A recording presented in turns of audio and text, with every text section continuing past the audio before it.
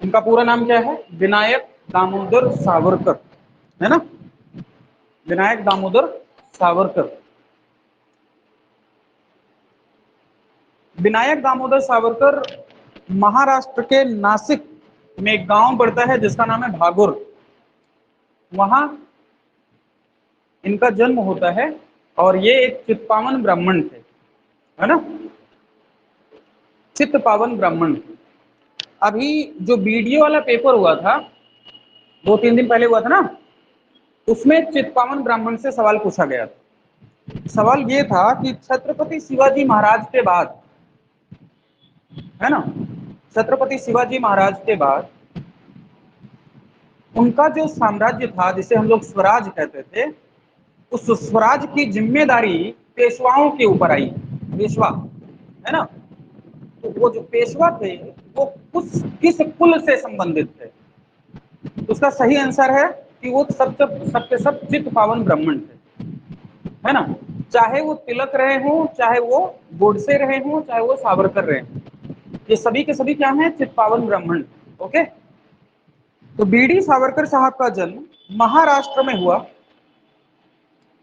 महाराष्ट्र में एक जगह है जिसका नाम है नासिक, और इस नासिक में एक जगह है जिसका नाम है भागुर।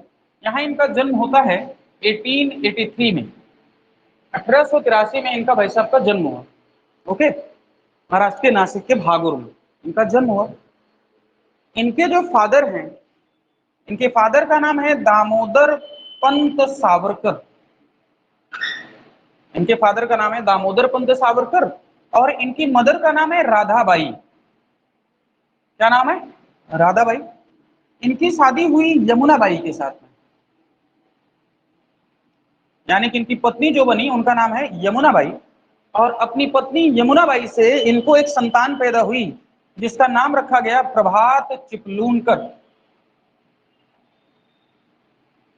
ठीक है ना। आपने कई बार एक किताब का नाम सुना होगा प्रभात पब्लिकेशन के नाम से, है ना, ये उन्हीं बेटी के नाम पर रखा गया है, प्रभात पब्लिकेशन।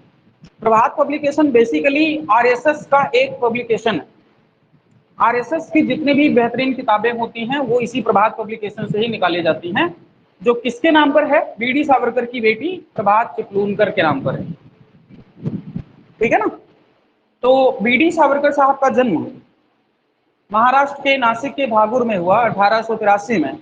दामोदर पंत सावरकर और राधाबाई इनके माता पिता थे।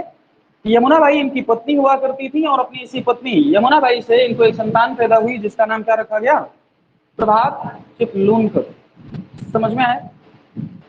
बीडी सावरकर साहब बहुत अच्छे थे पढ़ने लिखने में, मिडिल क्लास फैमिली में इनका जन्म हुआ था, है ना, पढ़ने लिखने में ठीक ठाक व्यक्ति थे।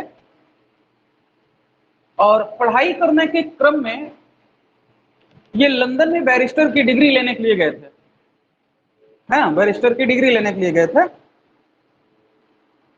सारी परीक्षाओं को क्वालिफाई करने के बाद जेज इन की एक परीक्षा होती है, उस परीक्षा को देने से इनकार कर दिया, क्योंकि उस परीक्षा के दौरान एक प्रोसेस होता था कि आपको ब्रिटिश किंग के सामने इस बात की शपथ लेनी पड़ती है कि आप पूरी होल लाइफ आप उनके प्रति लॉयल रहेंगे, है ना, इस बात की शपथ लेनी पड़ती थी अगर किसी भी व्यक्ति को बैरिस्टर की डिग्री लेनी है। तो जब इनको यह समझ में आया कि हमें ब्रिटिश साम्राज्य के प्रति इस तरह की शपथ लेनी पड़ेगी, तो इन्होंने कहा कि हमें गेजिन की परीक्षा देनी ही नहीं। तो इन्होंने गेजिन की परीक्षा देने से इनकार कर दिया। जब ब्रिटिश गवर्नमेंट को पता चला कि इनकी मानसिकता के बारे में पता चला, तो इन्होंने जो बीएससी की हुई थी उस डिग्री को भी कैंसिल कर दिया। समझाया? यानी कि ना तो इनको बैरिस्टर की डिग्री मिली और ना ही इनकी बीएससी की डिग्री दी गई, वो भी कैंसिल कर दी गई। समझाया? तो अगर थ्योरेटिकल बेस पर देखें तो सिंपल 12th पास आउट आदमी थे, लेकिन अगर ऐसे व्यवहारिक में देखें तो पूरा बीएससी कंप्लीट है और पूरी तरह से बैरिस्टर की डिग्री नहीं मिली है, कंप्लीट बीएससी इनका बैरिस्टर है। ठीक है ना। तो ऐसे स्वभाव के व्यक्ति थे, वापस आए अपने देश इंडिया में। तो इन्होंने 1899 में, है ना, एक ऑर्गेनाइजेशन बनाया जिसका नाम रखा गया था मित्र मेला। संगठन का नाम क्या है? मित्र मेला। 1899 में इन्होंने एक संगठन बनाया जिसका नाम रखा इन्होंने मित्र मेला। ठीक है। इस मित्र मेला नामक संगठन में बहुत सारे इनके फ्रेंड्स होते थे, जो साथ में लोग मिल करके डेली बैठ के बातचीत करते थे, आगे के बारे में प्लानिंग करते थे, है ना। इस तरह का एक छोटा सा ऑर्गेनाइजेशन इनके द्वारा बनाया गया। लेकिन इटली में इन्होंने, क्योंकि पढ़ने लिखने में इंटरेस्ट बहुत अच्छा था, तो इटली में मैंने बताया था कि मेजनी इटली का यूनिफिकेशन करने की प्लानिंग कर रहा था, तो उसने वहां पर क्रांति यानी कि रेवोल्यूशन लाने की प्लानिंग की थी, और रेवोल्यूशन आया भी था, और फाइनली इटली का एकीकरण हुआ था। तो मेजनी जो वहां का व्यक्ति है, उसने इटली का एकीकरण करने के लिए अपना एक संगठन बना रखा था जिसका नाम था यंग इटली। क्या नाम था? Young Italy.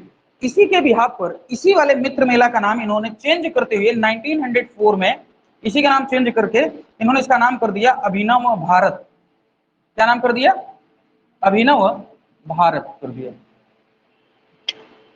ठीक है, यानी कि यही जो मित्र मेला है 1904 में क्या हो गया? अभिनव भारत हो गया।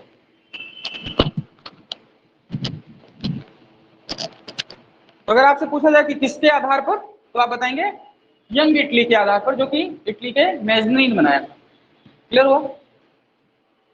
अब दूसरी इंपॉर्टेंट बात कि बीडी सावरकर साहब मेजनी से बहुत ज्यादा प्रभावित थे। बीडी सावरकर साहब मेजनी से बहुत ज्यादा प्रभावित थे। यहां पर आपको ये चीज जरूर दिखाई देगी, लेकिन जब आगे आप पढ़ेंगे तो आपको एक व्यक्ति का नाम नजर आएगा जिसका नाम है लाला लाजपत राय। क्या नाम है? लाला लाजपत राय। लाला लाजपत राय पंजाब के रहने वाले थे। पंजाब केसरी या शेरे पंजाब के नाम से इनको जाना जाता था। लाला लाजपत राय एक एक्सट्रीमिस्ट लीडर थे, है ना। तो लाला लाजपत राय ने मेजनी बहुत सारे लोगों की ऑटोबायोग्राफी लिखी, यानी कि बायोग्राफी लिखी है इन्होंने। किसकी किसकी? तो मेजनी की लिखी इन्होंने गैरिबाल्डी की लिखी। नेक्स्ट इन्होंने छत्रपति शिवाजी महाराज की लिखी। इन्होंने भगवान कृष्ण की। इतने लोगों की बायोग्राफी लिखने का काम किसने किया है? लाला लाजपत राय ने किया है। और लाला लाजपत राय इन सभी में मेजनी से इतने ज्यादा प्रभावित हुए कि मेजनी को अपना गुरु बना लिया। जिस तरह से महात्मा गांधी ने अपना पॉलिटिकल मेंटर बनाया गोखले को, और गोखले ने बनाया रानाडे को, ठीक उसी तरह से लाला लाजपत राय ने अपना जो पॉलिटिकल मेंटर बनाया वो किसको बनाया? मेजनी को बनाया, और उनकी बायोग्राफी भी लिखी। बात समझ आ रही है? ये लाला लाजपत राय थे, उन्होंने ये काम किया है। तो ऐसा नहीं है कि सिर्फ भारत में एक ही व्यक्ति मेजनी से प्रभावित था, दूसरे व्यक्ति उनसे भी पहले थे जिनका नाम है बीडी सावरकर, जो उनके विचारों से, उनके किए गए कामों से बहुत ज्यादा प्रभावित रहे हैं। ठीक है ना, ये इतना समझ में आ गया? हाँ, गैरिबाल्डी 4-5 लोगों का काम किया इन्होंने, मेजनी का, गैरिबाल्डी का, शिवाजी का, कृष्ण का। ठीक है ना, ये इतना समझ में आ गया? ठीक, आगे देखो। क्रांतिकारी घटनाओं को आगे बढ़ाने के लिए 1905 में गुजरात के एक रहने वाले व्यक्ति हैं जिनका नाम है श्यामजी कृष्ण वर्मा। क्या नाम है? श्यामजी कृष्ण वर्मा।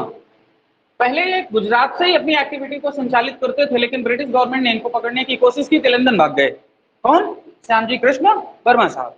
लंदन में ही जाकर के श्यामजी कृष्ण वर्मा ने एक संगठन बनाया जिसका नाम था इंडिया हाउस। संगठन का नाम क्या था? India house. इस तरह का एक संगठन का नाम था।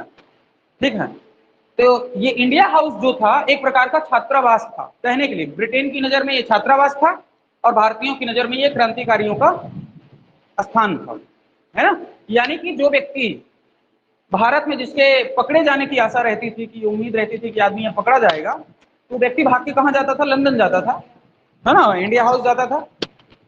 हाँ,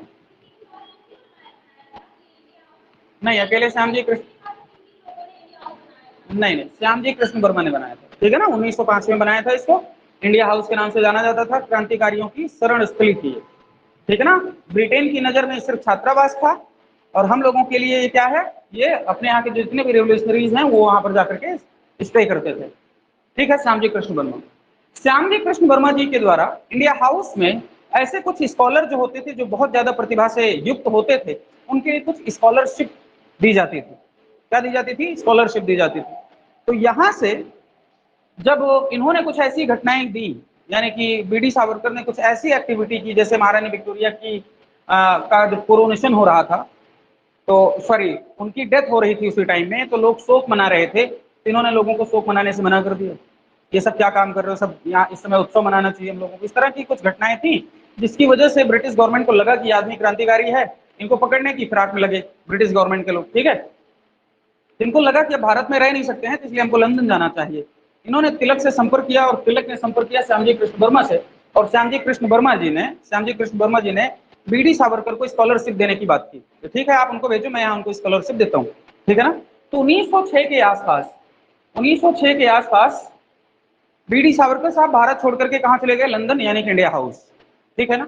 उसी समय की ये घटना मिलती है कि श्यामजी कृष्ण वर्मा के बारे में ब्रिटिश गवर्नमेंट को पता चला कि ये यहाँ से इंडिया के लोगों को हेल्प करते हैं, इंडिया यानी कि इंडियन जो रेवोल्यूशनरीज हैं उनको हेल्प करने का काम करते हैं। इस वजह से श्यामजी कृष्ण वर्मा जी को लंदन का इंडिया हाउस छोड़ करके पेरिस जाना पड़ा। कहाँ जाना पड़ा, पेरिस जाना पड़ा। और तब तक इंडिया हाउस में कौन आ चुका था, श्यामजी बीडी सावरकर साहब आ ही चुके थे। और ये भाई साहब कहाँ भाग के चले गए, पेरिस। और पेरिस में इनको हेल्प करने वाले व्यक्ति कौन है, मैडम भीखाजी कामा। कौन है, मैडम भीखाजी कामा। ठीक है ना। जैसे गांधी दादा भाई नौरोजी को grand old man of India कहा जाता है, ठीक उसी तरह से मैडम भीखाजी कामा को क्रांतिकारियों की जननी कहा जाता है। क्या कहा जाता है, क्रांतिकारियों की जननी कहा जाता है। ऐसा कहा जाता है ये प्रथम भारतीय महिला है जिन्होंने जर्मनी के स्टुटगार्ड में पहली बार तिरंगा झंडा फहराया। ठीक है ना, जर्मनी के स्टुटगार्ड में 1907 में, इन्हीं के बारे में कहा जाता है। मैडम भीखाजी कामा मूलतः एक पारसी महिला थी, है ना, मूलतः एक पारसी महिला थी। इनका जन्म बंबई में हुआ था और इनकी डेथ भी बंबई में ही हुई। ठीक है ना। तो मैडम भीखाजी कामा उस समय पेरिस में एक्टिव थी। कहां पर एक्टिव थी, हाँ पेरिस में एक्टिव थी। रुस्तम कामा के साथ विवाह कर लिया था, इसलिए लास्ट में इनका नाम कामा मिलता है। ठीक है ना। हाँ, रुस्तम कामा नाम के व्यक्ति से विवाह कर लिया था, इसलिए नाम के आगे कामा लगा हुआ है। ठीक है ना। तो श्यामजी कृष्ण वर्मा साहब किसके पास भाग के चले गए, मैडम भीखाजी कामा के पास में। अब इंडिया हाउस की पूरी रिस्पॉन्सिबिलिटी किसके ऊपर आ गई, बीडी सावरकर साहब के ऊपर आ गई, पूरी की पूरी रिस्पॉन्सिबिलिटी। ठीक है ना। इंडिया हाउस जो था वो अपने दो समाचार पत्र निकालता था। एक समाचार पत्र बेसिकली इंडियन या सोशियोलॉजिस्ट जिसको कहते थे, क्या कहते थे, सोशियोलॉजिस्ट नाम का एक समाचार पत्र निकालते थे। कौन, इंडिया हाउस की तरफ से एक समाचार पत्र निकाला जाता था जिसका नाम क्या था, सोशियोलॉजिस्ट। समझ में आ रहा है। तो 1906 में इनको स्कॉलरशिप मिली और उसी वक्त श्यामजी कृष्ण वर्मा को लंदन का इंडिया हाउस छोड़ करके पेरिस जाना पड़ा। और जब वो जाने लगे तो इंडिया हाउस की पूरी रिस्पॉन्सिबिलिटी, क्योंकि बीडी सावरकर की रिस्पॉन्सिबिलिटी लेने का काम तिलक साहब ने किया था, और तिलक साहब उस समय बहुत बेहतरीन लीडर थे, उनकी बातों पर यकीन किया जाता था। तो क्योंकि इनका नाम तिलक साहब ने दिया था श्यामजी कृष्ण वर्मा को, तो श्यामजी कृष्ण वर्मा को लगा कि अगर तिलक ने किसी का नाम प्रपोज किया है तो इसका मतलब वो ठीक ठाक आदमी होगा। इस वजह से श्यामजी कृष्ण वर्मा को लगा कि इंडिया हाउस की पूरी रिस्पॉन्सिबिलिटी किसको देनी चाहिए, बीडी सावरकर साहब को देनी चाहिए। और बीडी सावरकर को ये पूरी की पूरी रिस्पॉन्सिबिलिटी दे करके वापस चले जाते हैं, कहाँ, पेरिस चले जाते हैं। अब पूरी जिम्मेदारी इंडिया हाउस की किसके ऊपर आ गई, बीडी सावरकर के ऊपर आ गई। ठीक है ना। अगला 1907, यानी कि जस्ट एक साल बीतने के बाद 1907 में अपने यहाँ जो गदर हुआ था, 1857 का जो रिवोल्ट हुआ था, उसके 50 साल कंप्लीट हो रहे थे और उसकी गोल्डन जुबली मनाई जानी थी, है ना। उस गोल्डन जुबली को मनाने के लिए इन्होंने एक बड़ी शानदार बुक लिखी, first war of Indian independence. क्योंकि अभी तक उसको सिकॉय म्यूटनी कहा जाता था अंग्रेजी इतिहासकारों के द्वारा, तो उन अंग्रेजी इतिहासकारों को गलत प्रूफ करने के लिए इन्होंने एक किताब लिखी जिसको क्या कहा गया, first war of Indian independence, जिसमें कहा गया कि ये जो 1857 का रिवोल्ट था वो कोई सिपाही विद्रोह नहीं था या कोई जनसाधारण विद्रोह नहीं था, बल्कि वो भारत के लोगों के द्वारा किया गया पहला स्वतंत्रता संग्राम था। हम बहुत पहले से तुमसे मुक्ति पाना चाहते थे। ठीक है ना। तो इस तरह की बात करने वाले भी बीडी सावरकर साहब पहले व्यक्ति हैं। ये 1907 में इनकी किताब लिखी गई। इनकी किताब बाइबल की तरह क्रांतिकारी घटनाओं, मतलब बाइबल की तरह प्रसिद्ध हुई। और जो जो क्रांतिकारी थे उन क्रांतिकारियों के लिए इनकी जो किताब थी वो बाइबल की तरह काम करती थी, लोग इंस्पायर्ड होते थे। पहली बात तो जैसे किताब पब्लिश हुई तुरंत बैन कर दी गई, किसी तरह से छुप छुप करके इनकी किताबों को भारत में भेजा गया और लोगों ने किसी तरह से पढ़ा। ठीक, ये घटना है 1907 के आसपास की। अपनी घटनाओं को अंजाम दे ही रहे थे कि एक दिन इनकी मुलाकात हुई जिसका नाम था मदन लाल ढींगड़ा। क्या नाम है, मदन लाल ढींगड़ा नाम था उस आदमी का। मदन लाल ढींगड़ा एक पंजाबी युवक थे, लगभग 7 फुट के मोटे हट्टे कट्टे आदमी थे। ठीक, उनको विशेष कोई इंटरेस्ट था नहीं इंडियन स्ट्रगल में, कोई मतलब नहीं था उनको। तो जहां पर इंडिया हाउस था उसी के नीचे के लोअर में एक लॉज था, उसी लॉज में जाकर के लोग पार्टी कर रहे थे, है ना। कौन लोग पार्टी कर रहे थे? मदनलाल ढींगड़ा टाइप के जो लोग थे वो सब इंडियंस थे, वो सब पार्टी कर रहे थे और खूब सारा डीजे बज रहा था जोर से, तो बड़ा डिस्टर्ब हो रहे थे सब, क्या हो रहा है भाई। तो पता करवाने की कोशिश की तो उसने बताया होगा भाई कि कोई इंडियंस है ऐसा कर रहा है, वो भी सिख है। इनको बड़ा खेद हुआ कि हम कुछ लोग ऐसे हैं जो इंडिया को फ्री करने के लिए इस तरह से स्ट्रगल कर रहे हैं, तो ये आदमी, इसको मस्ती सूझी हुई है। जब काफी देर तक वेट करने के बाद जब देखे कि मदनलाल ढींगड़ा नहीं मान रहे हैं, मतलब डीजे नहीं बंद हो रहा है, तो गए नीचे उतर के 3-4 लपड़ मारा। ढींगड़ा ढींगड़ा 3-4 लपड़ खींच के मारा, खुद 5 फुट के मार रहे हैं 7 फुट के आदमी को, और वो आदमी नशे के, पूरा नशे में धुत था और मार खा रहा है। तो अपने आप में थोड़ा नशे में बहुत सारी बातें बोली उल्टी सीधी, मतलब गालियां नहीं दी, मतलब खूब सुनाया, जलील किया एक प्रकार से। मदनलाल ढींगड़ा मार भी खाए, गालियां भी सुनी, सब कुछ हुआ। अर्ली मॉर्निंग इंडिया हाउस में जिस रूम में ये रहते थे उस बाहर ये निकल रहे थे कि उनके कदमों में था मदनलाल ढींगड़ा, बिना कुछ किए। उसने अपने कार्यों के लिए गलती से माफी मांगी। उसने कहा कि अच्छा हुआ कि आपने उस दिन रात को, कल की रात में आपने हमको मारा और 4 बातें सुनाई, हमारी आंखें खुल गई। तो उसने कहा कि अगर आपको मेरी तनिक मात्र जरूरत हो तो कभी मुझसे संपर्क कीजिएगा। मतलब बताया कि अगर मेरी जरूरत हो, मैं भी कुछ कर सकूं अपने देश को आज़ाद कराने में, तो मुझे खुशी होगी इस बात की। तो उसने उनसे संपर्क किया।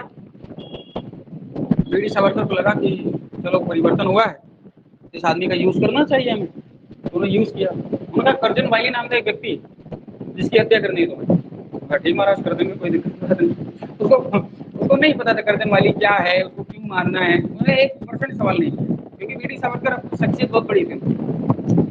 उनका ठीक है, पिस्तौल है तुम्हारे पास? नहीं, पिस्तौल तो नहीं हमारे पास। पिस्तौल दिया उसको, पिस्तौल दी गई। उसने कहा कि ठीक है, किसको मारना है, तो बता दिया गया वो आदमी यहाँ मिलेगा, जाके मारो। करजन वाली जो था वो भारत सचिव का सचिव हुआ करता था, और भारत सचिव उस समय जो काम करता था वो करजन वाली की मदद से करता था, ठीक है। तो मदनलाल ढींगड़ा को लगा कि भारत में जितनी भी अराजकता है वो सब इस करजन वाली के चक्कर में है, और ये करजन वाली यहीं से बैठ के सारे नियम बनाता है, और उसको यहीं मार दे तो सारा खेल खत्म हो जाएगा, ठीक।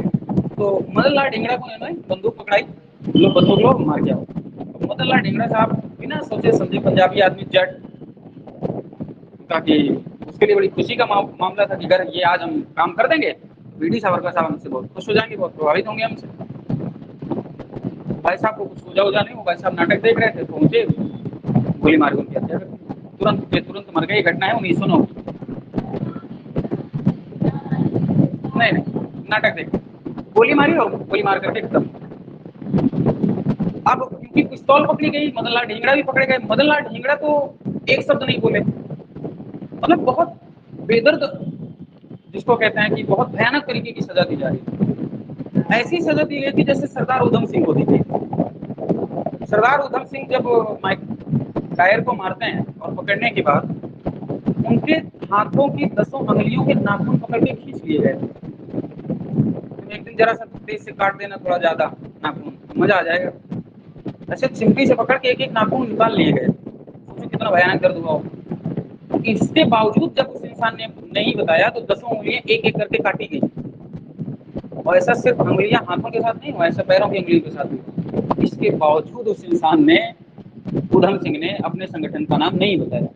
मैं तो बता देता, मैं ऐसे सारे का आदमी हूँ, ऐसे सारे का आदमी हूँ, तो पूरी तरह से क्रांतिकारी गतिविधियां खत्म कर दी जाती, क्योंकि वही एकमात्र संगठन था जो उस टाइम तक जिंदा था।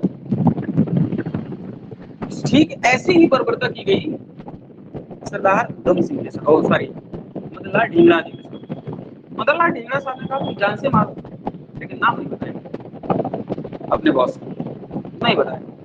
और फाइनली मदनलाल ढींगड़ा को 1909 में अरेस्ट करके उनको फाइनली फांसी की सजा दी गई और मर गए, ठीक, उनकी डेथ हो गई। जब पिस्तौल पकड़ी गई तो उसकी जांच पड़ताल की गई, तो पता चला कि जो पिस्तौल का रिलेशन है वो बीडी सावरकर के साथ, किसके साथ में है? बीडी सावरकर के साथ। दूसरा एक रिलेशन और बनता है, दूसरा एक और रिलेशन बनता है कि नासिक के एक जज थे, उनकी हत्या की जा चुकी थी साइनिंग पिस्तौल से। उस साइनिंग पिस्तौल की जब जांच पड़ताल की गई, पता चला कि जो साइनिंग पिस्तौल थी, जो जैक्सन की हत्या की गई है, ये साइनिंग पिस्तौल भी यहीं से बीडी सावरकर ने भेजी। अब पूरा पुख्ता सबूत था बीडी सावरकर के खिलाफ कि बीडी सावरकर ही असली दोषी। मदन लाल ढींगरा तो सिर्फ क्या है, एक प्यादा मात्र, मतलब मेन बॉस यही आदमी। उनको पकड़ने की प्लानिंग की जाने लगी। 1910 के आसपास लंदन के रेलवे स्टेशन से उनको अरेस्ट किया गया और उनको वहां से यानी लंदन से पकड़ करके फ्रांस होते हुए इंडिया लेके आना था, है ना। बीच में फ्रांस पड़ेगा कि नहीं पड़ेगा जब आप इंडिया से लंदन से आएंगे तो।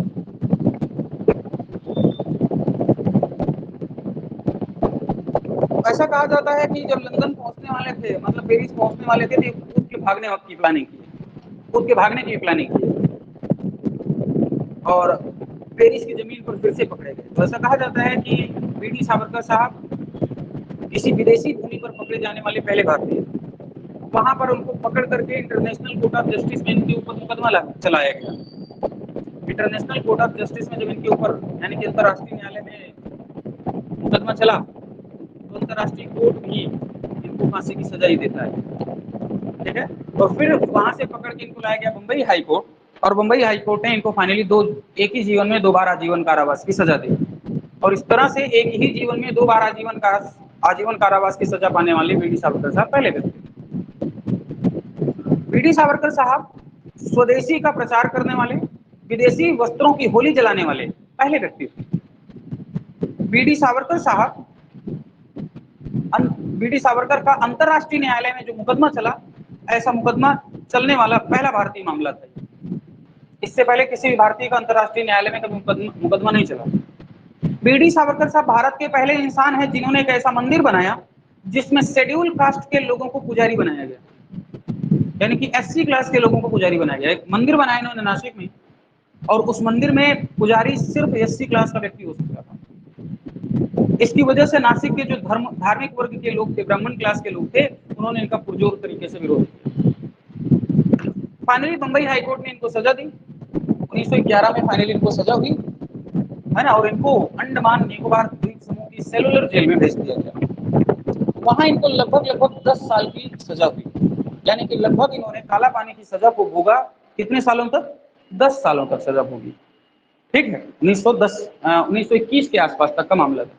इसी बीच में इनके ऊपर बड़ा आरोप लगता है कि इन्होंने मर्सी पिटीशन दायर की थी, दया की भीख मांग रहे थे और ये बोल रहे थे कि अगर ब्रिटिश गवर्नमेंट हमको फ्री कर दे तो हम आजीवन होल लाइफ ब्रिटिश गवर्नमेंट के प्रति लॉयल रहेंगे। सोचने वाली इस बात को है कि जो व्यक्ति बैरिस्टर की डिग्री जब मिल रही थी, तब उस आदमी ने इस तरह की शपथ लेने से इनकार कर दिया, जिसकी वजह से उसकी 2 डिग्रियां छिन गई, एक बीएससी की और एक बैरिस्टर की।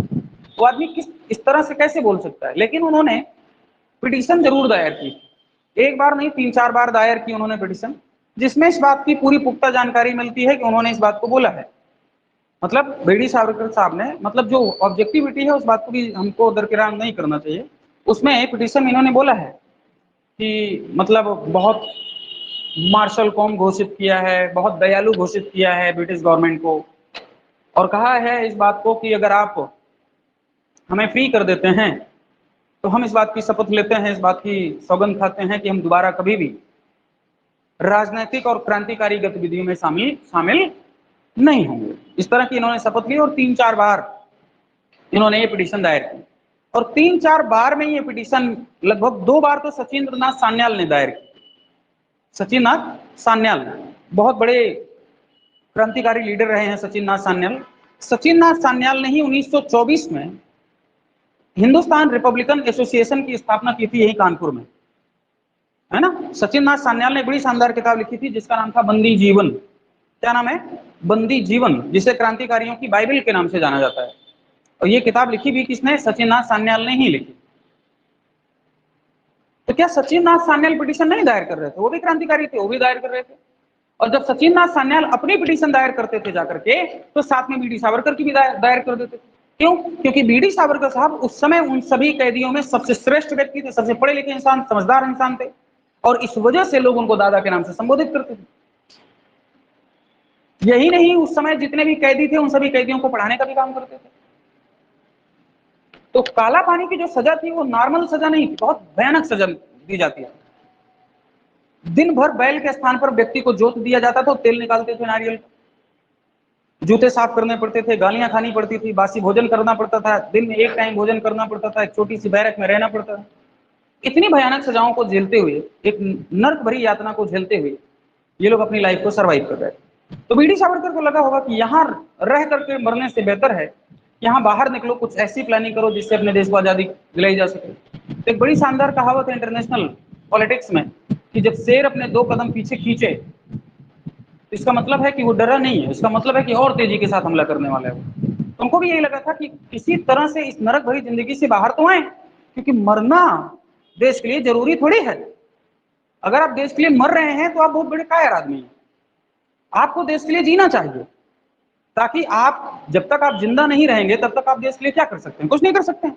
बहुत प्रैक्टिकल देखें तरीके से तो ये तो जब आप जज्बाती हो जाते हैं, जब आप इमोशनल हो जाते हैं, तब आप कहते हैं कि नहीं मैं तुम्हारे लिए मर सकता हूँ।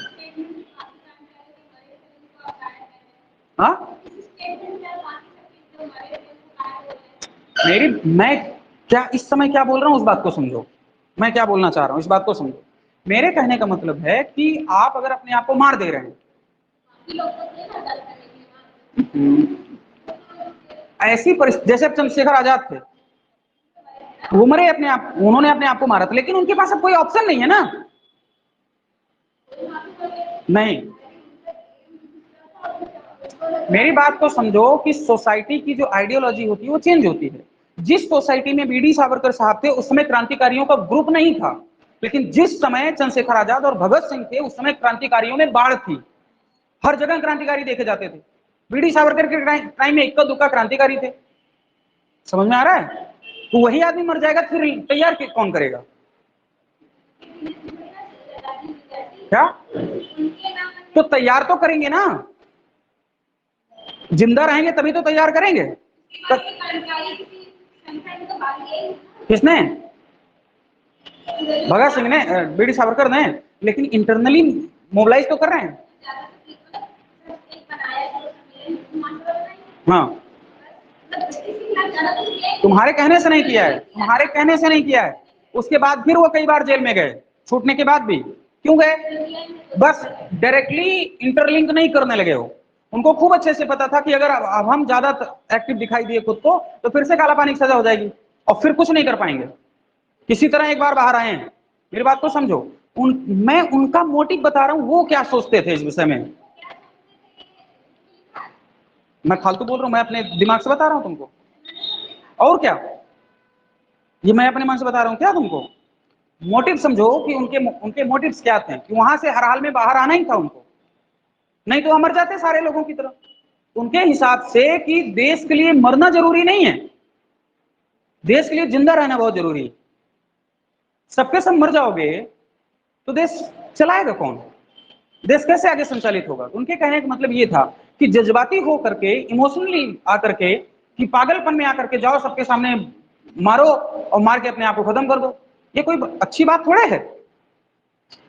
लॉजिकल तरीके से प्लानिंग के साथ में मारना है ताकि खुद को बचाया भी जा सके, खुद को जिंदा भी रखा जा सके। जिंदा रहना बहुत जरूरी है, क्योंकि जिस रास्ते पर ये लोग चल रहे थे उस रास्ते पर चलने की हिम्मत बहुत कम लोगों ने की, और जिस समय के समाज में ये थे उस समय तो बहुत ही कम लोग थे। समझ आ रहा है? और बीडी सावरकर के ऊपर बड़ी जिम्मेदारी थी कि ऐसे लोगों का एक ग्रुप तैयार करना ही करना है जो देश की आजादी के लिए सर्वस्व न्यौछावर करने को रेडी हो। तो ऐसे व्यक्ति का जिंदा रहना बहुत जरूरी था। समझ में आ रहा है? इस तरह से इनको 1921 के आसपास फाइनली रिहा किया गया, ठीक है ना। और फाइनली फिर ये हिंदू महासभा के साथ अटैच्ड हुए, हिंदू महासभा के साथ अटैच्ड हुए। इसी बीच में इन्होंने बड़ी शानदार किताब लिखी जिसका नाम है हिंदुत्व, जिसकी वजह से इनको बहुत ज्यादा विरोध झेलना पड़ा, आज तक झेलना पड़ता है इनको ये विरोध। किताब का नाम था हिंदुत्व, जिसमें इन्होंने डिफाइन किया, हाँ डेट नहीं पता है, हिंदुत्व डिफाइन किया इन्होंने कि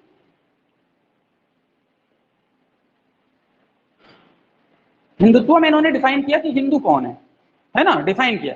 इन्होंने कहा कि भारत में रहने वाला प्रत्येक जो व्यक्ति है, भारत में रहने वाला जो प्रत्येक व्यक्ति है वो हिंदू है, बशर्ते, यानी कि कंडीशन लगाई कि वो व्यक्ति इस भारत को मातृभूमि, पितृभूमि और पुण्यभूमि स्वीकार करता हो। ठीक है ना। तो ऐसे प्रत्येक व्यक्ति को हिंदू कहा जा सकता है। समझ में आ रहा है? तो बहुत सारे भारत में ऐसे लोग हैं जो अपनी पुण्य भूमि मक्का और मदीना को एक्सेप्ट करते हैं, वो इस थ्योरी में आते नहीं। तो और जो अपने यहाँ के जो सेकुलर टाइप के लोग थे, उनका तुम होते कौन हो इस बात को डिसाइड करने वाले, मतलब तुम हो कौन इस बात को डिसाइड करने वाले कि कौन व्यक्ति हिंदू है और कौन व्यक्ति मुसलमान है, और कौन व्यक्ति भारत में रहेगा कौन व्यक्ति भारत में नहीं रहेगा, ये तुम होते कौन हो इस बात को डिसाइड करने वाले। तो इस बात को लेकर इनको बहुत सारा क्रिटिसाइज किया गया, किसको? बीडी सावरकर साहब को। ठीक है ना। तो एक बहुत बड़ा पहलू है इस बात को लेकर के। बीडी सावरकर को क्रिटिसाइज करने के पीछे दो मात्र वजह निकाली जाती है कांग्रेसी गवर्नमेंट के द्वारा। एक तो आपने हिंदुत्व नाम की किताब लिख करके मुसलमानों को इंसल्ट करने की कोशिश की, और दूसरा आपने जो मर्सी पिटीशन दायर की थी उससे आपने अपनी कायरता दिखाई। इस वजह से कांग्रेसी गवर्नमेंट इनको माफीवीर सावरकर कहती है, जबकि बीजेपी के लिए ये एक आदर्श पुरुष के रूप में स्थापित हैं, इसलिए बीजेपी जो गवर्नमेंट है ये इनको स्वतंत्र वीर सावरकर के नाम से संबोधित करती है। तो सिंपल सी बात है, जितने भी लेफ्टिस्ट अप्रोच के लोग हैं वो सब इनको माफीवीर कहते हैं, और जितने भी राइटिस्ट अप्रोच के लोग हैं वो सभी के सभी इनको क्या कहते हैं? स्वतंत्र वीर सावर या वीर सावरकर के नाम से जानते हैं। ठीक है ना। तो लेफ्टिस्ट में और राइटिस्ट में क्या डिफरेंस होता है, कुछ आइडिया है तुम लोगों को?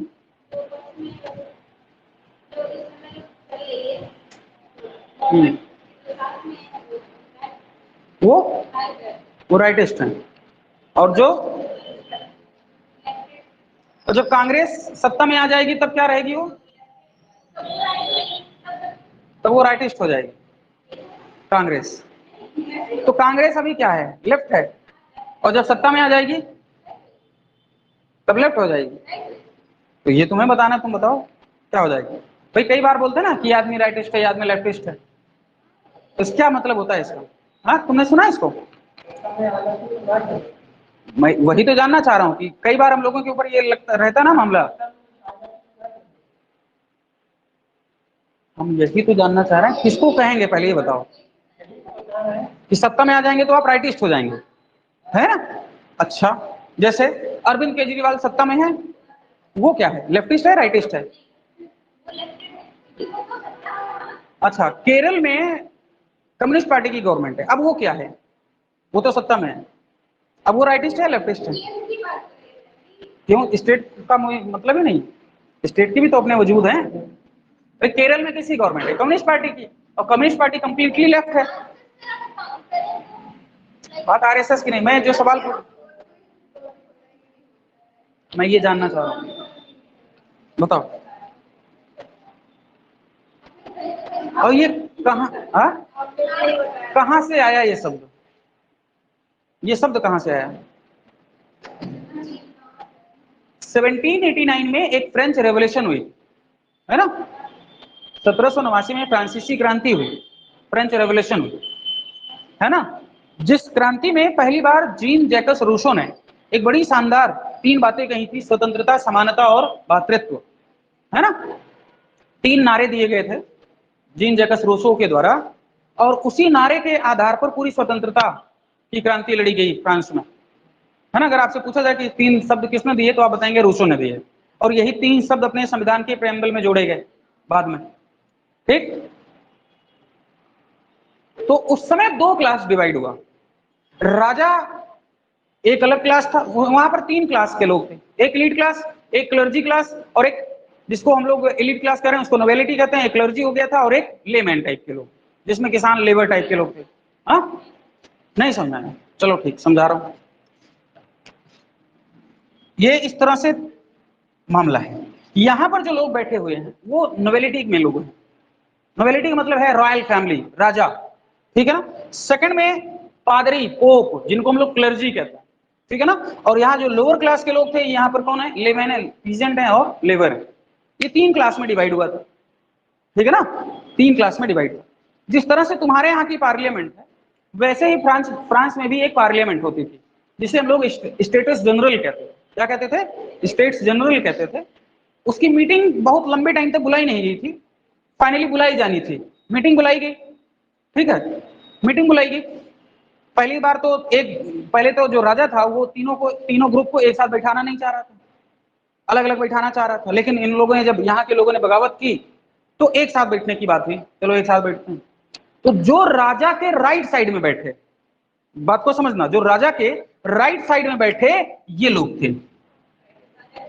हाँ, जो राजा के साथ में थे वो राइट साइड में बैठे, समझ में आया? और जो राजा के लेफ्ट साइड में बैठे वो ये लोग थे। समझ में आ रहा है? तो अब ध्यान से समझो, ये जो लोग थे ये राजा के समर्थक नहीं होंगे, ये राजा के समर्थक थे, क्योंकि ये सिस्टम में चेंज नहीं चाहते थे, और ये सिस्टम में चेंज चाहते थे। क्यों? सिस्टम में चेंज कौन चाहेगा? इस समय सिस्टम जो चल रहा है, अंबानी और अडानी को चेंज करने की जरूरत है? उनको चाहिए, उनको लग रहा है कि सिस्टम में चेंज होना चाहिए। क्यों? क्योंकि उनको प्रॉफिट है। हमको तुमको लग रहा है कि सिस्टम में बदलाव होना चाहिए, क्योंकि हमको तुमको प्रॉफिट नहीं है। तो हम लोग कहां पर हैं? यहाँ पर, लोअर क्लास में। अंबानी अडानी कहाँ है? यहाँ पर। ठीक सेम सिचुएशन उस टाइम वहां पर भी थी। तो ये लोग कभी नहीं चाहते थे कि सिस्टम में चेंज आए, इसलिए लोग राजा के राइट साइड में बैठे, ये राजा के समर्थक कहलाए। और ये सिस्टम में चेंज चाहते थे, और इसलिए ये लोग राजा के लेफ्ट साइड में बैठे। उसी समय से ये माना जाने लगा कि जो सत्ता का समर्थक होगा वो राइटिस्ट होगा, और जो सत्ता के विपक्ष में होगा वो लेफ्टिस्ट होगा। सिंपल एक अवधारणा निकाली। समझ में आ रहा है?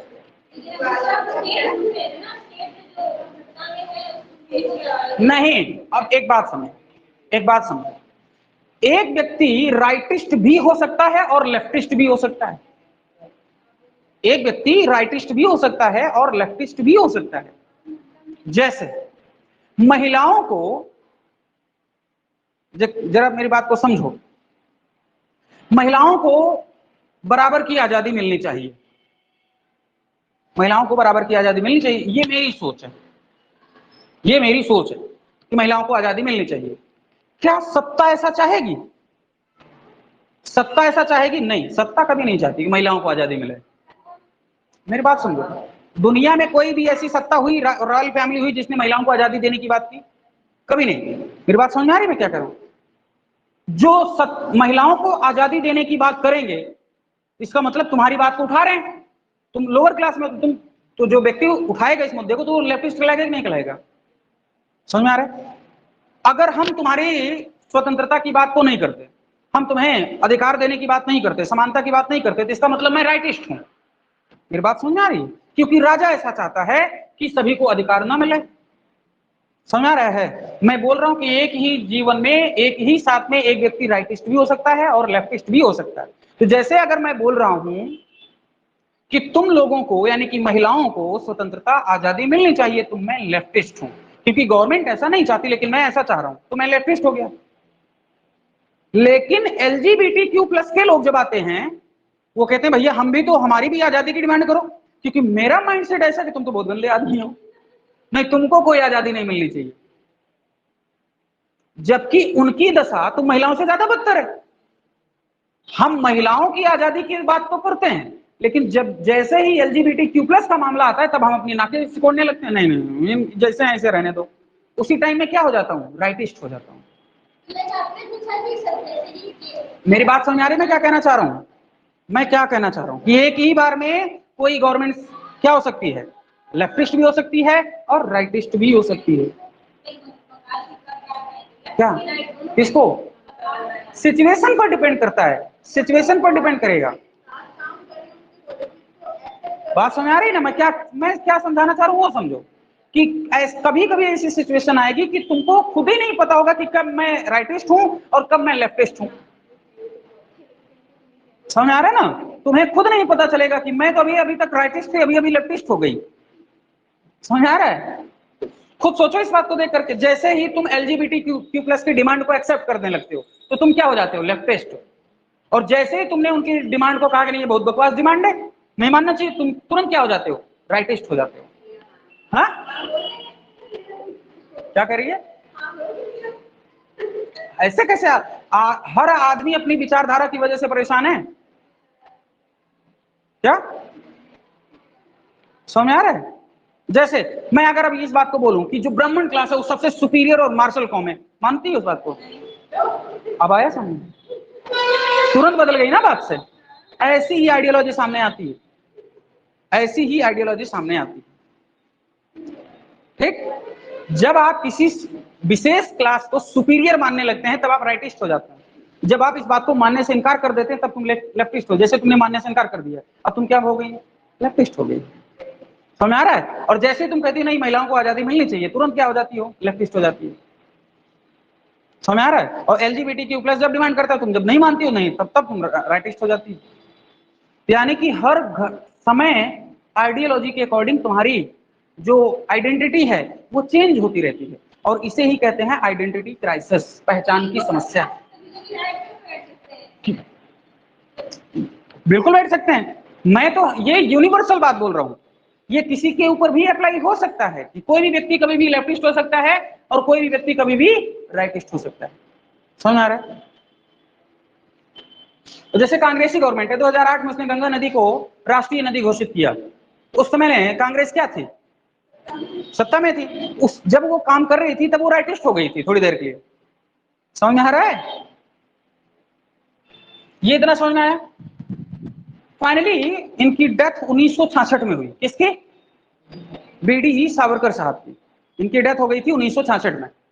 और जब इनकी डेथ हुई थी तो बीडी उस समय मिसेस इंदिरा गांधी थी, और उन्होंने उस समय बड़ी तारीफ की थी मैडम की, इनका बीडी सावरकर का बहुत सारा तारीफ हुआ था।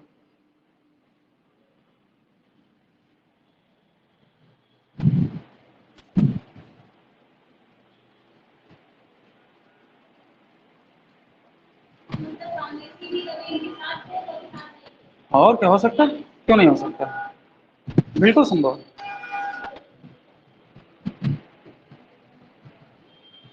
क्या? ठीक है। तो महाराष्ट्र में जिन प्रमुख लोगों ने अपना योगदान दिया क्रांतिकारियों के क्षेत्र में, उनमें एक बहुत बड़ा नाम आपने सुना, वासुदेव बलवंत फड़के साहब। ठीक, आपने उनमें नाम सुना चापेकर बंधुओं का, आपने उसी में नाम सुना बीडी सावरकर का नाम। ठीक है।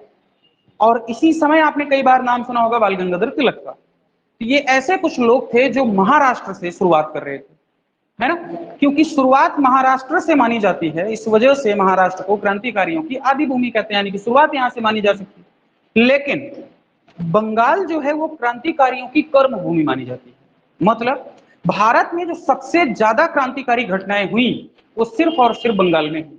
तो क्या सिर्फ महाराष्ट्र और बंगाल में ही क्रांतिकारी घटनाएं हुई हैं क्या? नहीं, भारत के प्रत्येक कोनों में भी क्रांतिकारी घटनाएं हुई हैं। जैसे पंजाब में नहीं हुई क्या? पंजाब में हुई। लाहौर में हुई कि नहीं हुई? लाहौर में भी हुई। दिल्ली में हुई कि नहीं हुई? दिल्ली में भी हुई। यूपी में नहीं हुई क्या? यूपी में भी हुई। राजस्थान में हुई। मध्य प्रदेश में हुई। तमिलनाडु और केरला साइड में हुई। बात समझ में आ रहा है ना? तो ऐसा भारत का कोई कोना नहीं था जहां पर क्रांतिकारियों ने अपनी पैठ न बनाई हो। जैसे आप सुदूर बंगाल में आप चले जाएंगे, ढाका साइड में, जो बांग्लादेश जो आज जहां कहलाता है, वहां पर जाकर के आप देखेंगे तो वहां पर दो तीन लोगों का बड़ा इंपॉर्टेंट नाम मिलता है, जिनमें एक मास्टर दा के नाम से फेमस है, जिनका नाम है सूर्य सेन। नाम सुना है कभी? जिन्हें बड़ा शानदार नाम दिया जाता है मास्टर दा के नाम से। उन्हीं की कुछ स्टूडेंट हुआ करती थी, जिनका नाम था, उनमें से एक का नाम था कल्पना दत्ता, प्रीति लता वाडेदार। नाम सुना है? ये सूर्य सेन जो बहुत बड़े क्रांतिकारी थे, उन्हीं की स्टूडेंट हुआ करती थी। कौन? कल्पना दत्ता, प्रीति लता वाडेदार, बीना दास। ये ऐसी कुछ महिलाएं थी जिनके बारे में भी आपको पढ़ना है। ये सब हाँ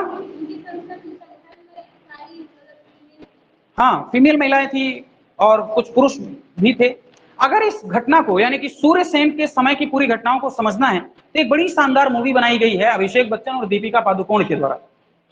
यूट्यूब पर फिलहाल ये मूवी अवेलेबल है। उस मूवी का नाम है खेले हम जी जान से। खेले हम जी जान से, ये यूट्यूब पर फिलहाल अवेलेबल है। आशुतोष गोवरकर साहब ने इसको डायरेक्ट किया है।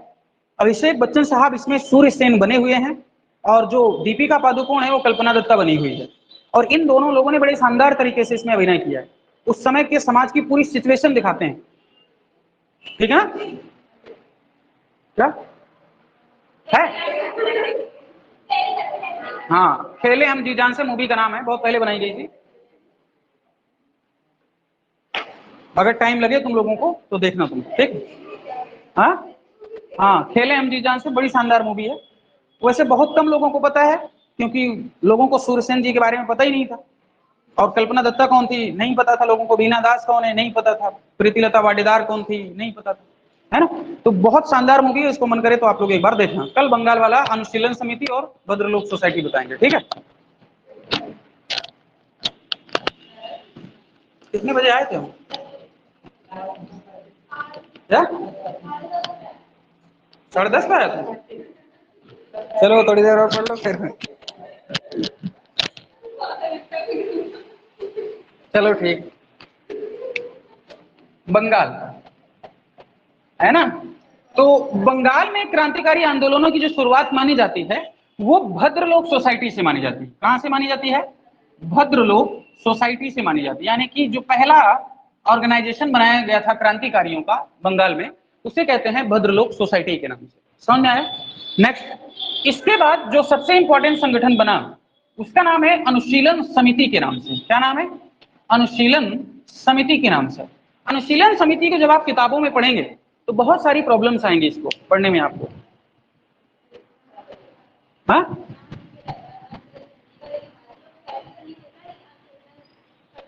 हाँ, अनुशीलन समिति को डेट की वजह से, लोगों के नाम की वजह से, फाउंडर मेंबर की वजह से बहुत प्रॉब्लम झेलनी पड़ती है। तो अनुशीलन समिति जो है वो अलग अलग टाइम में बनाई गई। एक तो बनाई गई 1902 में, ठीक है, और एक बनाई गई 1905 से 6 में, और एक बनाई गई 1907 में, ठीक है ना। दो तीन हो गई ना, ये तीनों अनुशीलन समिति हैं, ध्यान से समझना। ये जो 1902 वाली अनुशीलन समिति है, इसको बनाने का काम किया है प्रेमथ मित्रा ने। किसने? प्रेमथ मित्रा साहब ने इसको बनाया है, ठीक है ना। प्रेमथ मित्रा साहब ने बनाया। 1905 वाली में जिसका नाम मिलता है उसका नाम है पुलिन बिहारी दास। क्या नाम आता है? पुलिन बिहारी दास। इसमें दो लोगों का नाम आता है, एक का नाम है बारिंद्र घोष। क्या नाम आता है? बारिंद्र घोष। और एक नाम आता है भूपेंद्र नाथ दत्त। क्या नाम आता है? भूपेंद्र नाथ दत्त नाम आता है। मिल रहा है? बता रहा हूं, डिफाइन ही करना, बिना डिफाइन किए समझे नहीं होगा, ठीक है। ये जो प्रेमथ मित्रा जी के द्वारा बनाई गई थी 1902 वाली, ये बनाई गई थी मिदनापुर में। कहां बनाई गई थी? मिदनापुर में। ये पुलिन बिहारी दास वाली जो थी ये थी ढाका में, और ये जो बारिंद्र घोष और भूपेंद्र नाथ दत्ता वाली थी ये थी कलकत्ता में। समझ में आ रहा मैं क्या कह रहा हूं? अलग अलग जगह पर है। अब समझो, पहली बार अनुशीलन समिति को बनाने का काम प्रेमथ मित्रा ने किया मिदनापुर में 1902 में, क्योंकि क्रांतिकारी संगठन था, इसके काम क्योंकि बहुत ज्यादा एक्टिव थी, इसके काम बढ़ गए। इस वजह से इसकी एक ब्रांच बनाई गई, कहां? ढाका में। तो ढाका वाली जो अनुशीलन समिति है उसका हेड किसको बनाया गया था? पुलिन बिहारी दास को बनाया गया था। Okay, next. पुलिन बिहारी दास के आते आते, क्योंकि सबसे ज्यादा ब्रांचेस ढाका में ओपन हुई थी, और यहां तक आते आते ये जो संगठन था अनुशीलन समिति, वो थोड़ा सा शिथिल पड़ गया बाद में। इस ऑर्गेनाइजेशन को अगले ही साल रीऑर्गेनाइज करने का काम, पुनर्गठित करने का काम दो लोगों ने किया, बारिंदर घोष और भूपेंद्र नाथ दत्ता ने। बारिंदर घोष कौन है? ये अरविंदो घोष के भाई हैं छोटे। भूपेंद्र नाथ दत्त कौन है? ये स्वामी विवेकानंद के छोटे भाई हैं। कौन?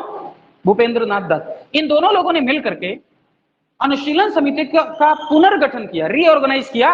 कब? कलकत्ता में। कब किया? 1907 में। इन्हीं दोनों भाइयों के द्वारा इसी समय एक पत्रिका यानी कि एक मैगजीन निकाली गई जिसका नाम रखा गया युगांतर। क्या नाम रखा गया? युगांतर रखा गया। समझ में आ रहा है? ये मैगजीन निकाली गई युगांतर। और आप जब पढ़ेंगे तो अगर आपको पता चलेगा कि 1912 के आसपास जब हार्डिंग के ऊपर दिल्ली में बम फेंका जा रहा था, हार्डिंग के ऊपर बम फेंका जा रहा था, तो रास बिहारी बोस का नाम आता है। किसका नाम आता है? रास बिहारी बोस का। तो रास बिहारी बोस इसी युगांतर मैगजीन और इसी युगांतर संगठन के साथ अटैच्ड व्यक्ति थे। समझ आया? तो पूछा जा सकता है कि जिस व्यक्ति ने यानी कि रास बिहारी बोस ने हार्डिंग के ऊपर बम मारा लेकिन वो बच गया, तो वो आदमी किस संगठन से संबंधित था? तो आप बताएंगे युगांतर से संबंधित है। समझ आ रहा है? तो अनुशीलन समिति को 3 पार्ट में डिवाइड किया गया था, है ना, 3 अलग अलग टाइम में। किताबों में अलग अलग मिलेगा आपको। 1902 में प्रेमथ मित्रा के द्वारा पहली बार मिदनापुर में स्थापित हुआ इसको, ठीक है। 1905 से 6 में पुलिन बिहारी दास के द्वारा इसको ढाका में बनाया गया, ठीक है। 1907 में इसको रीऑर्गेनाइज करने का काम बारिंदर घोष और भूपेंद्र नाथ दत्ता ने किया। समझ में आया? और ये कहां किया गया? तो कलकत्ता में किया गया, ठीक है। और इन दोनों लोगों के द्वारा एक पत्रिका निकाली गई जिसका नाम है युगांतर। युगांतर और अनुशीलन समिति दोनों कंप्लीटली क्रांतिकारी ऑर्गेनाइजेशन थे और ओपनली खुलेआम काम करते थे। जैसे अनुशीलन समिति का एक बेहतरीन नारा था, खून के बदले खून। मतलब क्या था, ये एकमात्र पूरे भारत में क्रांतिकारी संगठन था जिसने इस तरह का ओपनली नारा दिया, खून के बदले खून। मतलब कि अगर आपने हमारे एक क्रांतिकारी को मारा तो हम आपके अंग्रेज ऑफिसर को जरूर मार देंगे, इस बात में कोई दो राय नहीं, 100% मारेंगे, चाहे जैसे मारें। और इन्होंने ऐसा किया है।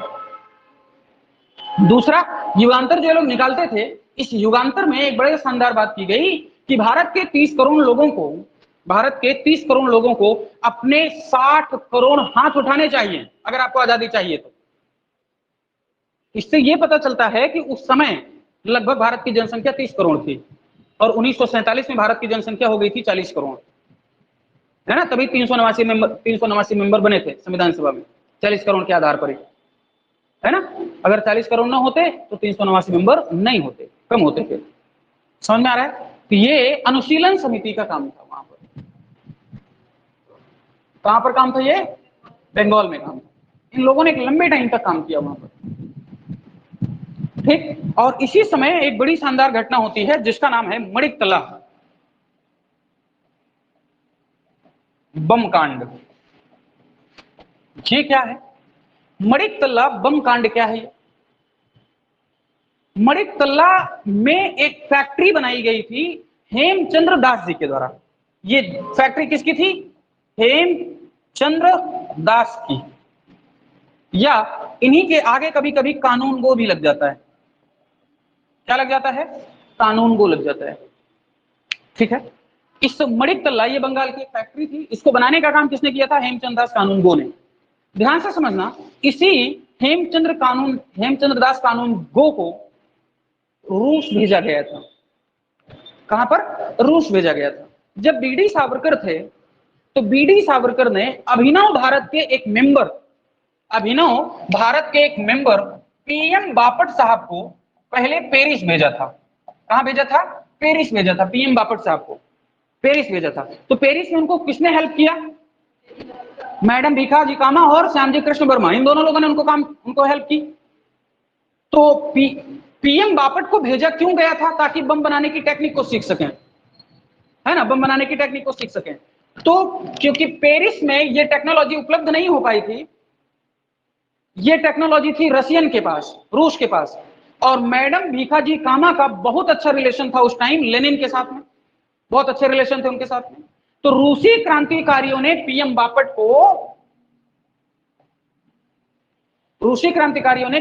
को बम की टेक्निक सिखाई, ठीक है ना। और उसी बम की टेक्निक को इन्होंने, यानी कि पीएम बापट साहब ने किताब लिखी जिसमें नाम रखा इसका बम मैनुअल। क्या नाम है किताब का? बम मैनुअल। समझ आ रहा है? यानी कि बम को बनाने की पूरी गतिविधि किस किताब में लिखी गई? बम मैनुअल में। समझ आ रहा है? समझना है, बम मैनुअल में। ये बम मैनुअल जो बुक है ये इंग्लिश में ट्रांसलेटेड बुक है, इंग्लिश में सिर्फ ट्रांसलेटेड बुक है। ये ट्रांसलेट किसने किया है? पीएम बापट साहब ने। समझना इस बात को। यही सेम जो इसमें कंटेंट है, ये वाली जो बुक है ये रशियन बुक है। कैसी बुक है? Russian book. रशियन का मतलब जो इसका टॉपिक होगा कुछ अलग होगा, उसी को इंग्लिश में ट्रांसलेट करते हुए इसका नाम रख दिया इन्होंने बम मैनुअल। किसने? पीएम बापट साहब ने। समय बाद में इसी किताब से प्रेरणा लेते हुए, इंस्पायर्ड होते हुए, चंद्रशेखर आजाद के कहने पर दुर्गा भाभी के पति भगवती चरण बोहरा नाम के एक व्यक्ति हुए। तुम लोगों ने मूवी देखी होगी जिसमें भगत सिंह एक महिला को अपनी पत्नी बना के लेके जाते हैं, उसका नाम है दुर्गा भाभी। और उस महिला के रियल में जो पति थे उनका नाम था भगवती चरण बोहरा। भगवती चरण बोहरा जी ने चंद्रशेखर आजाद के कहने पर एक बड़ी शानदार किताब लिखी, फिलॉसफी ऑफ बम। क्या लिखा? गांधी जी ने पहले लिखा था कल्ट ऑफ बम, हाँ, तो उसके बदले में चंद्रशेखर आजाद के कहने पर फिलॉसफी ऑफ बम लिखा। मतलब गांधी जी बम के खिलाफ थे, बम और बंदूक के खिलाफ थे। तो चंद्रशेखर आजाद ने गांधी जी को चिढ़ाने के लिए फिलॉसफी ऑफ बम लिखवाई, यानी कि बम का दर्शन। समझ में आ रहा है? तो बम मैनुअल किसने लिखी? पीएम बापट साहब ने, ठीक है ना। पीएम बापट के साथ बम बनाने की टेक्निक को सीखने के लिए कौन और व्यक्ति गया हुआ था? हेमचंद्र दास कानून गो। और कौन गया हुआ था? पीएम बापट साहब। ये लोग गए थे। नेक्स्ट, वहां से बम बनाने की टेक्निक को सीख लेने के बाद हेमचंद्र दास कानूनगो वापस बंगाल आते हैं और मणिकतल्ला जो उनकी फैक्ट्री थी यहीं पर बम बनाने का कारखाना खोल दिया गया। क्या खोल दिया गया? पहले से फैक्ट्री थी, हाँ पहले और किसी चीज की फैक्ट्री थी, अब इन लोगों ने उसको बम फैक्ट्री बनाने का काम में यूज किया और इसकी पूरी रिस्पॉन्सिबिलिटी दी गई बारिंदर घोष और भूपेंद्र नाथ दत्ता को। समझ आ रहा है? किसको दी गई? बारिंदर घोष और भूपेंद्र नाथ दत्ता को। बारिंद्र घोष थोड़े उतावले टाइप के आदमी थे, जो कि अरविंदो घोष के छोटे भाई थे, उतावले टाइप के आदमी थे। हेमचंद्र दास कानूनगो ने कई सारे बम बनाए, उनसे रहा नहीं गया, चलो परीक्षण करते हैं इसका। ठीक, परीक्षण करने के लिए गए, तो जहां परीक्षण कर रहे थे तो वहां वो बम गिरा, मतलब दगा नहीं, तो ये वहीं छोड़ के चले आए। फालतू बम तुम लोग बनाते हो, बेकार की चीज।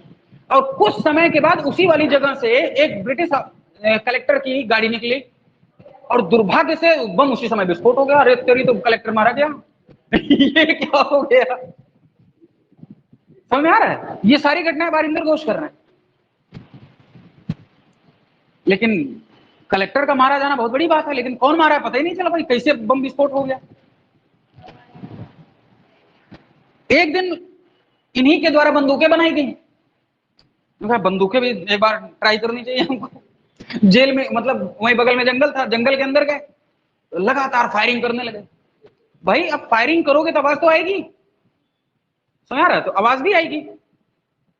लोगों ने सुना ये सब क्या बवाल मचा हुआ है यार, जंगल में ऐसे आग लगी हुई है पूरी की पूरी, कभी बम फट रहा है, कभी गोलियां चल रही हैं। हड़कंप तो मचा, लेकिन अभी तक कोई पकड़ नहीं पाया कि हो क्या रहा है। इन्हीं में, यानी कि ये जो बारिंदर घोष हैं, भूपेंद्र नाथ दत्त हैं, अरविंदो घोष हैं, ऐसे 34 लोग इसके मेंबर थे। कितने? 34 लोग इसके मेंबर थे। इन्हीं में से एक व्यक्ति ऐसा है जिसने इनके खिलाफ गद्दारी कर दी। क्या कर दी? गद्दारी कर दी, और वो मुखबिर हो गया अंग्रेजों का। उसने पूरी की पूरी सूचना दे दी, और जब पूरी सूचना दी गई तो मणिकतल्ला में अंग्रेजों ने छापा मारा, और जब मणिकतल्ला में छापा मारा गया तो कुल 34 लोग अरेस्ट किए गए। 34, 34। तुम देखो उस किताब में कितना लिखा है।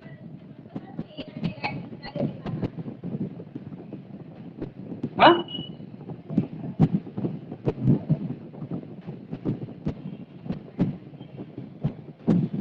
गूगल करके देखो कितने, 34 लोग हैं, 40 लोग हैं। मैं बोल रहा हूँ 34 लोग ही, 40 लोग नहीं। फालतू पढ़ के गई है। हाँ, कहाँ देखा?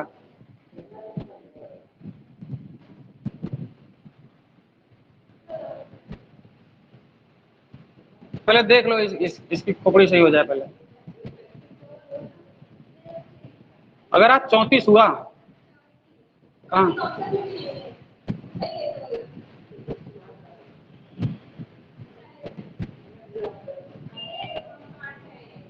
क्या?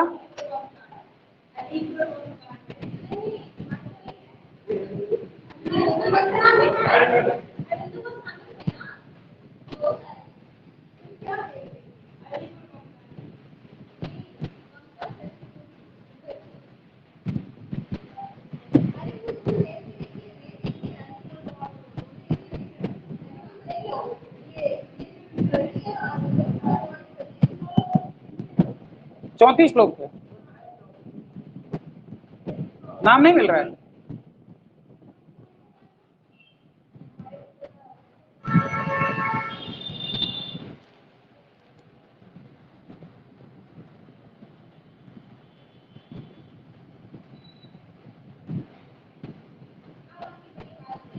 नहीं नहीं, पहले कंप्लीट हो जाए ये मामला।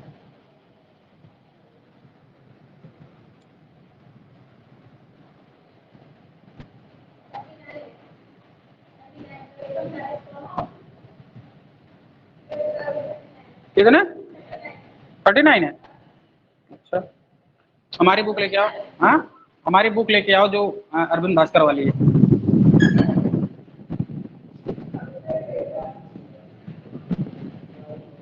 कितने लोग दिखे? 39? ऐसा पॉसिबल नहीं है 39 हो। यही लाओ देखो,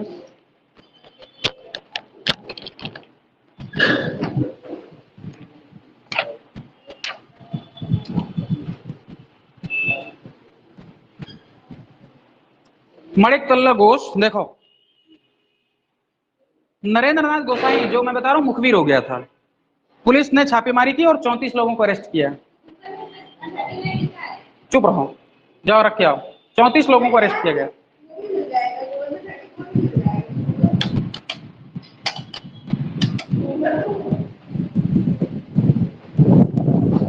चौंतीस लोग हैं, ठीक है ना, जिनमें अरविंदो घोष को पकड़ा गया था। अरविंदो घोष को भी पकड़ा गया। अब यहां पर समझो, फैक्ट्री बनाई किसने? हेमचंद दास कानूनगो जी ने। नेक्स्ट मुखबिर कौन बना? नरेंद्र गोसाई। कौन बना? नरेंद्र गोसाई। इसने पूरी इंफॉर्मेशन दी पुलिस को और पुलिस ने इसके ऊपर मारा छापा। और कुल कितने लोग पकड़े गए? 34। और 34 लोगों में ये सारे लोग पकड़े गए, है ना। और जिनमें एक व्यक्ति पकड़ा गया जिसका नाम है अरविंदो घोष। क्या नाम है? अरविंदो घोष जी पकड़े गए। अरविंदो घोष का मुकदमा लड़ा किसने? सीआर दास साहब ने। किसने? सीआर दास साहब ने। चित्तरंजन दास, जिन्होंने स्वराज पार्टी बनाई थी, जिन्हें देशबंधु के नाम से जाना जाता था। सीआर दास सुभाष चंद्र बोस के गुरु भी माने जाते हैं। सीआर दास ने अरविंदो घोष का मुकदमा लड़ा और फाइनली इनको बरी करा दिया, है ना। इनको बरी करा दिया। एकमात्र बात कही इन्होंने, उन्होंने कहा कि अगर अपनी मातृभूमि की स्वतंत्रता के लिए प्रयत्न करना अपराध है तो भारत में रहने वाला प्रत्येक व्यक्ति अपराधी। समझा? तो बहुत सारे तर्क दिए सीआर दास साहब ने और अरविंदो घोष को बचा लिया गया। बारिंदर घोष को काला पानी की सजा देकर के अंडमान निकोबार द्वीप समूह की सेलुलर जेल भेज दिया। यानी कि जो 34 लोग थे अन्य, उन सबको सजाएं दी गई, वो सबको सजा हुई, लेकिन अरविंदो घोष को बचा लिया गया सीआर दास के कहने पर। सीआर दास ने जैसे ही बचाया अरविंदो घोष को, अरविंदो घोष जी का पूरा मन क्रांतिकारी घटनाओं से उब गया और ये पूरी तरह से सन्यासी बनने की कोशिश करने लगे। क्या करने लगे? सन्यासी बनने की कोशिश करने लगे। और फाइनली इन्होंने पांडिचेरी में जाकर के सन्यास धारण कर लिया और वहां पर एक आश्रम की व्यवस्था की, एक आश्रम की स्थापना की जिसका नाम था ओरविले आश्रम। क्या नाम है? ओरविले आश्रम बनाया इन्होंने। क्या नाम है? ओरविले आश्रम बनाया इन्होंने। ये है पांडिचेरी में इस टाइम, ये बनाया है अरविंदो घोष साहब ने। ये भारत की एकमात्र ऐसी जगह है जहां पर अपनी इंडियन कॉइन काम नहीं करती। मतलब कि यहाँ पर जितनी भी चीजें आपको चाहिए वो सब फ्री में मिलती हैं, 1 रुपए चार्ज देना नहीं पड़ता आपको, सब कुछ फ्री में मिलता है आपको। पांडिचेरी की जगह है ओरविले आश्रम, जो किसने बनाया है? अरविंदो घोष साहब ने बनाया है, ठीक है ना। और एक आश्रम है जहां पर रहने और खाने के लिए आपको किसी भी तरह की का कोई शुल्क नहीं देना पड़ता आपको। जो खाना चाहें आप वहाँ खा सकते हैं, जितने दिन रहना चाहें वहां पर रुक सकते हैं। पूरा आपको व्यवस्था, कमरा मिलेगी, रहने के लिए बिस्तर मिलेगा, आराम से रहो खाओ, कोई समस्या नहीं, ठीक है ना। तो ये इतना बढ़िया शानदार आश्रम है। ये बनाया किसने? तो अरविंदो घोष साहब। अरविंदो घोष की कुछ किताबें लिखी गई हैं, उन किताबों के नाम आप लोगों को बताने हैं। जैसे 1-2 किताबें मैं बता दे रहा हूँ। एक किताब इनकी नाम है भवानी मंदिर, बहुत इंपॉर्टेंट बुक है। भवानी मंदिर नाम की इन्होंने किताब लिखी। एक किताब इन्होंने लिखी वर्तमान रणनीति, ये किताबों के नाम है इनके। तीसरे बुक का नाम है मुक्ति कौन पाथे, ये तीसरे किताब का नाम है इनके, मुक्ति कौन पाथे, ठीक है ना। और डिवाइन लाइफ किसकी बुक है? ये तुम्हें बताना है, डिवाइन लाइफ किसकी बुक है? नहीं, विवेकानंद की नहीं, ठीक है ना। तो 3 किताबें ये हैं। डिवाइन लाइफ लिख लो और इसके बारे में पता करके आना कि बुक किसकी है डिवाइन लाइफ।